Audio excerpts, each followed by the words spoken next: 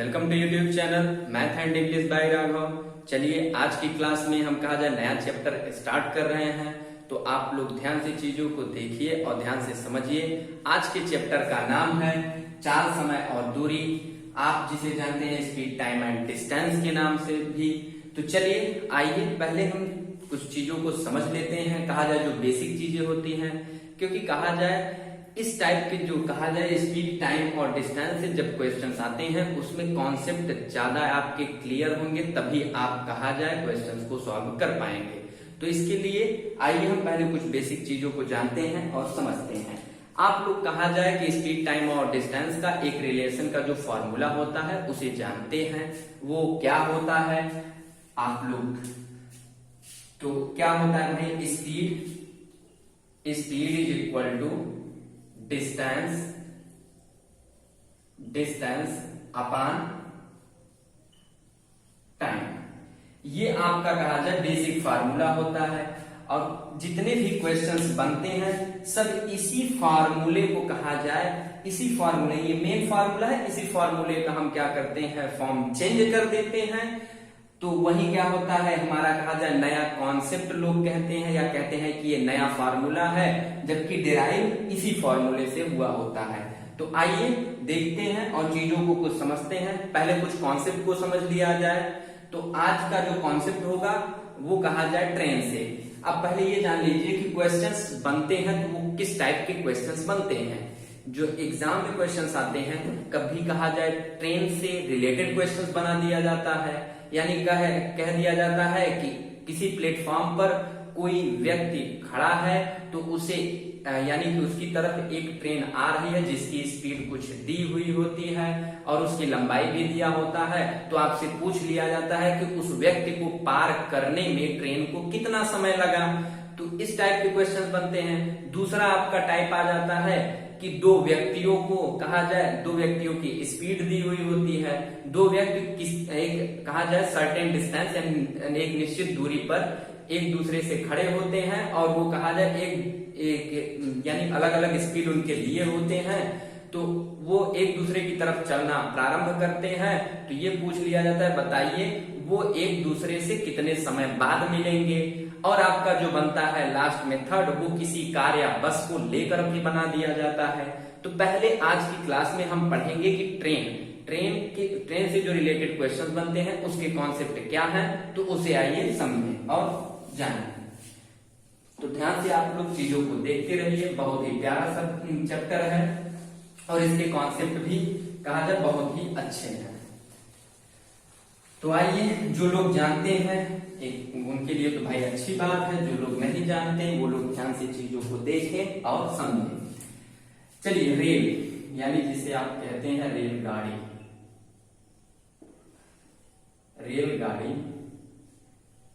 English में भैया कुछ लोग कहेंगे ट्रेन।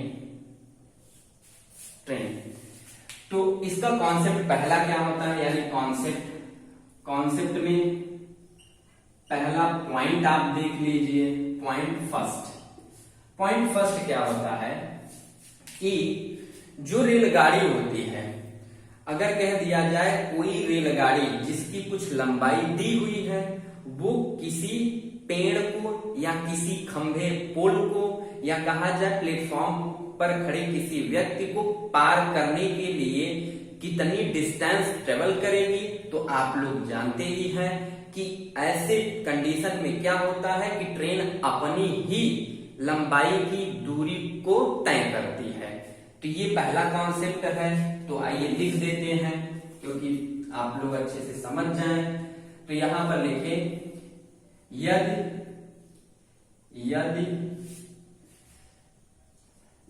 रेलगाड़ी ट्रेन किसी पेड़ या खंभे या व्यक्ति को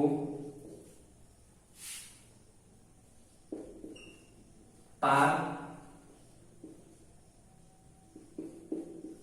करने के लिए उससे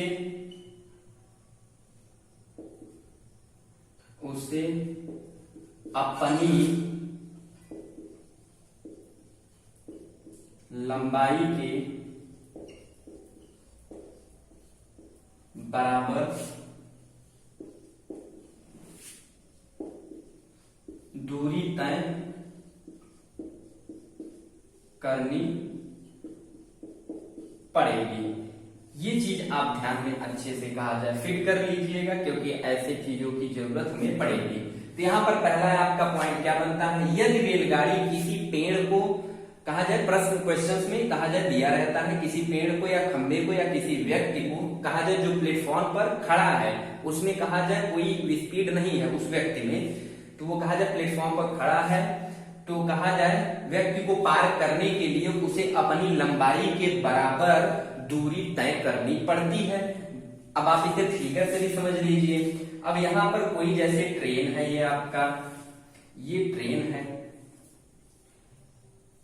यहां पर हम ट्रेन बना दे रहे हैं भैया, ये ट्रेन हो गया आपका।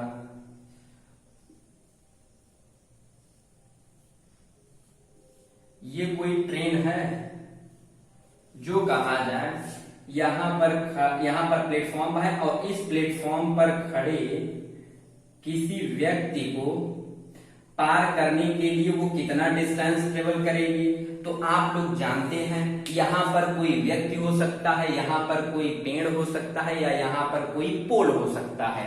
कहा जाए कि इस व्यक्ति में कोई कहा जाए स्पीड नहीं है। जब स्पीड की कहा जाए, जब व्यक्ति में भी कोई स्पीड होती है या चाल होता है, तो वहां पर अलग तरीके से हम फॉर्मूले को डिराइव करते हैं, तो उसे भी हम सीखेंगे। पहले आप इस चीज को सीखिए कि जब कोई कहा जाए ट्रेन किसी स्पीड से चल रही होती है, और जबकि दूसरा क्या होता है, उसमें किसी प्रकार का कोई मोशन नहीं होता, यानी वो स्थिर कंडीशन में होता है।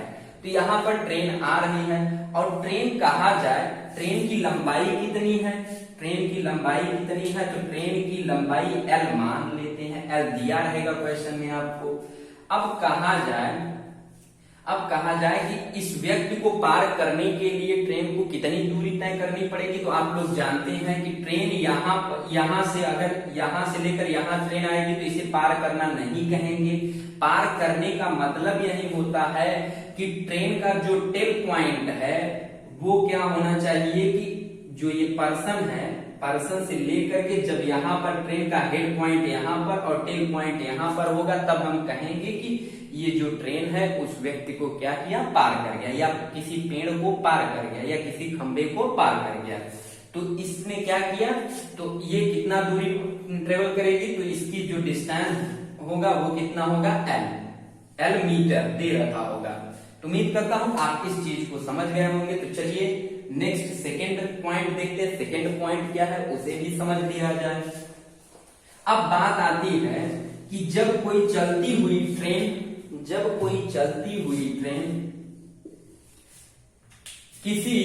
किसी कहा जाए किसी प्लेटफॉर्म पर स्थित किसी ट्रेन को, जब कोई एक चलती हुई ट्रेन किसी दूसरे स्थिर ट्रेन को पार करेगी, यानी कि कहा जाए उस ट्रेन की भी लंबाई दी हुई होगी, जो चल रही है उसकी लंबाई तो L दिया ही हुआ है। यानी अब हम यहां पर लिख सकते हैं, यदि रेलगाड़ी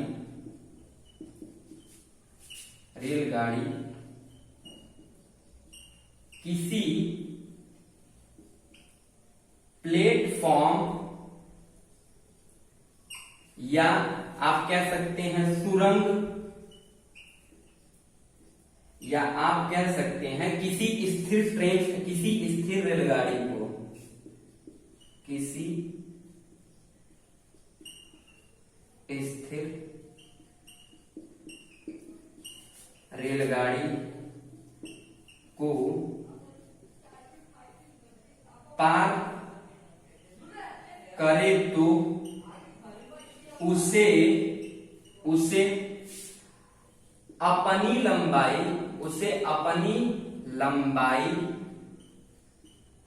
प्लस उसे अपनी लंबाई तो तय करनी ही पड़ेगी, प्लस कहा जाए प्लेटफॉर्म दिया रहेगा तो प्लेटफॉर्म की भी लंबाई वो तय करेगी, सुरंग दिया रहेगा तो सुरंग की भी लंबाई तय करनी पड़ेगी, या कहा जाए स्थिर प्लेटफॉर्म पर या किसी स्थिर यानी प्लेटफॉर्म पर कोई जो दूसरी ट्रेन है वो स्थिर खड़ी है, उसे पार करने के लिए कहा जाए कि तो उस रेलगाड़ी की लंबाई को वो तय करेगी, अपनी लंबाई प्लस प्लेटफॉर्म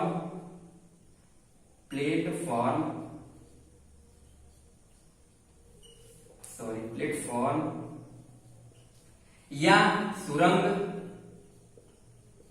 या स्थिर ट्रेन, आप मान लीजिएगा, या स्थिर ट्रेन के बराबर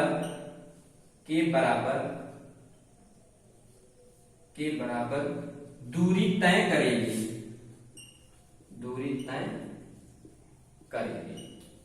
तो ये कहा जाए हमारे कुछ बेसिक जो थे, इस चीज को जानना हमें बहुत जरूरी था, तो इसलिए हमने आपके साथ ये डिस्कस कर दिया। सेकंड क्या कहता है एक बार और समझ लीजिए, यदि रेलगाड़ी किसी प्लेटफॉर्म को पार करे या किसी सुरंग को पार करे या प्लेटफॉर्म पर स्थित किसी दूसरी रेलगाड़ी को पार करे तो उसे अपनी लंबाई प्लस प्लेटफॉर्म या सुरंग की लंबाई के बराबर दूरी तय करनी पड़ेगी। तो चलिए आइए नेक्स्ट पॉइंट लेते हैं। अब हम देखते हैं कि जो चाल यानी इस चाल बराबर दूरी बटा जो समय होता है वो कैसे कहा जाए अपना फॉर्म चेंज करता है, इसे आइए समझते हैं। आइए कॉन्सेप्ट 2 देखते हैं। अब कॉन्सेप्ट 2 क्या है, ये कहा जाए थोड़ा सा, ये इसका जो कॉन्सेप्ट इस कॉन्सेप्ट पर जो क्वेश्चंस बनते हैं वो अच्छे बनते हैं।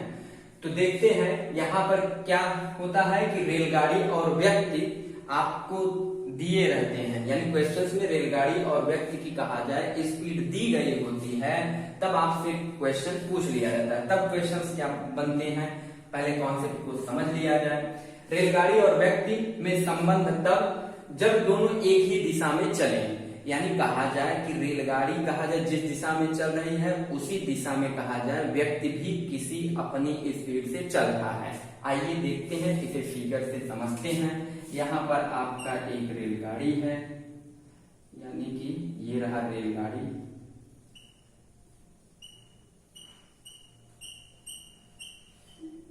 रेलगाड़ी की स्पीड क्या है v1, और यहीं पर क्या है कोई पर्सन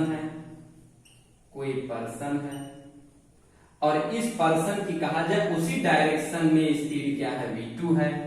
अब आपसे अगर पूछ लिया जाए, इस रेलगाड़ी की लंबाई भी दी जाती है क्वेश्चंस में, अब आपसे पूछ लिया जाता है कि ये बताइए कि जिस डायरेक्शन में रेलगाड़ी जा रही है उसी डायरेक्शन में कोई व्यक्ति है, v2 स्पीड से चल रहा है, यानी रेलगाड़ी v1 से चल रहा है तो व्यक्ति कितने से v2 से चल रहा है।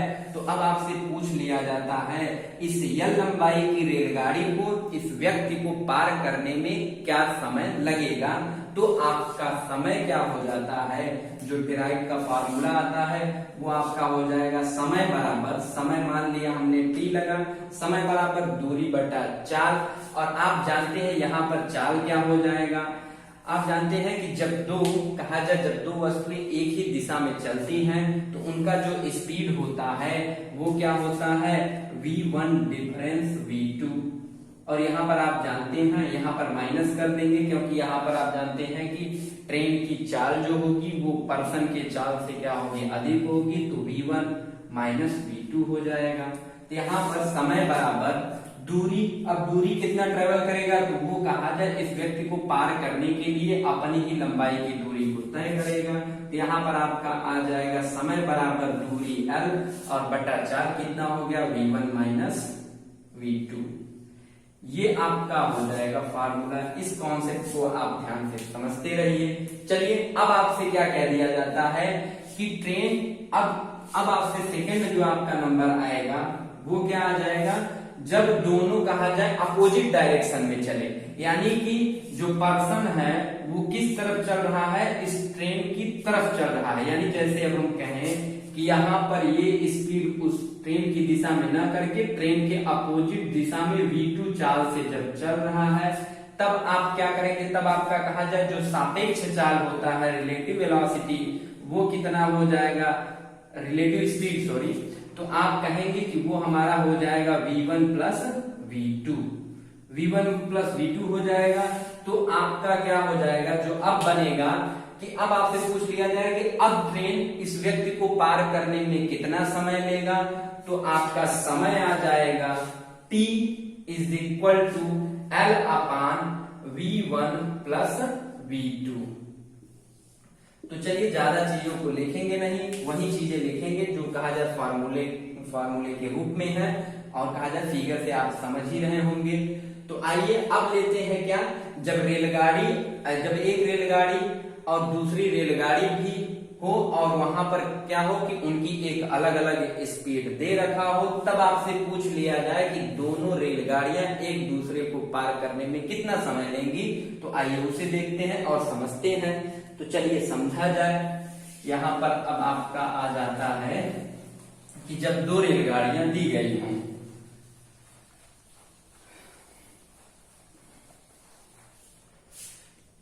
तो आइए देखते हैं। यहां पर अब आपका क्या आता है, जब दो रेलगाड़ियां दी गई हों, पहली रेलगाड़ी की चाल कुछ और दे रखा हुआ है v1, और दूसरी रेलगाड़ी की चाल जो है वो कितना दे रखा हुआ है v2। ऐसे ही समझ लीजिए, समझाने के लिए हम बना रहे हैं। बाकी तो ये तो है कि नहीं आर्ट का कंपटीशन चल रहा हो। तो यहाँ पर v1 है इसकी चाल, और ये चाल क्या है v2 है। अब ये क्या कर रहे हैं, अब ये दोनों एक दूसरे की दिशा में ही चल रहे हैं, और इसकी लंबाई अगर L1 दिया गया हो और ये दूसरे वाले की लंबाई L2 दिया गया हो, और तब आपसे, और ये दिशा क्या है, सेम ही डायरेक्शन में चल रहे हैं। जब कहा जाए एक ही दिशा में चले, यानी आप कह सकते हैं जब एक ही दिशा में चले, यानी दोनों ट्रेन जब एक ही दिशा में चले तो कहा जाए क्या होगा, आप कहेंगे, तो आप कहेंगे कितना हो जाएगा, तो आप कहेंगे कि तब एक दूसरे को पार करने में कितना समय लगेगा। तो आप कहेंगे समय t इज इक्वल टू, तो आप जानते हैं समय बराबर क्या होता है, समय बराबर दूरी बटा 4 हो जाता है। तो आप कहेंगे हाँ दूरी, अब दूरी कितना है, तो आप कहेंगे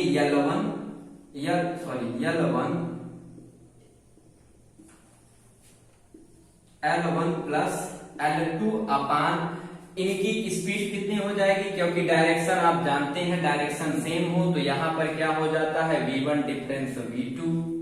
तो यहाँ पर आपका वेलोसिटी क्या हो जाएगा, v1 डिफरेंस v2। तो ये आपका कहा जाए डेरिवेशन आ जाता है कि जब कहा जाए दो ट्रेन एक ही दिशा में चले और उनकी अलग अलग वेलोसिटी और उनके अलग अलग लंबाई दी गई हो, तो वो क्या करें, एक दूसरे को पार करने में कितना समय लेंगे। तो t is equal to L1 plus L2 upon v1 minus v2 या v1 डिफरेंस v2 आपका क्या होगा, समय होगा।